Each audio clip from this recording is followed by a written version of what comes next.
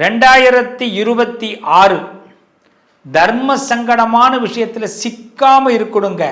எந்தெந்த ராசி ரொம்ப கவனமாக இருக்கணும்? 2026 கவனமாக இருக்கக்கூடிய ராசிகள் தர்ம சங்கடமான சூழ்நிலைகளில்.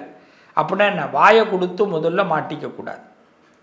சில விஷயத்தை தெரியலேன்னே சொல்லுங்கள், சில விஷயம் புரியலேன்னு சொல்லுங்கள், காது கேட்கலேன்னு சொல்லுங்கள், தப்பு இல்லை. அப்போ தான் நம்ம மாட்டிக்காமல் இருக்க முடியும். அப்போ மாட்டிக்காமல் நம்ம தப்பிக்கணும் அப்படின்னா எந்தெந்த ராசி தப்பிக்கணும்னா, முதல் இடத்துல மேஷ ராசிக்காரர்கள் தப்பிக்கணும், கடக ராசிக்காரர்கள் தப்பிக்கணும், சிம்ம ராசிக்காரர்கள் தப்பிக்கணும், துலா ராசிக்காரர்கள் தப்பிக்கணும், கும்பராசிக்காரர்கள் தப்பிக்கணும். ஏன்னா இந்த தேவையில்லாத விஷயத்துக்குள்ளே நம்ம என்ட்ரி ஆகாமல் இருந்தால், கவனமாக இருந்தால் நமக்கு நடக்கக்கூடிய நல்லது எல்லாம் நடக்கும், கெட்டது கிட்டக்கவே வராது. இதை புரிஞ்சுங்க. இது எல்லாம் நடக்கிறதுக்கு துர்க்கை வழிபாடு பண்ணுங்க.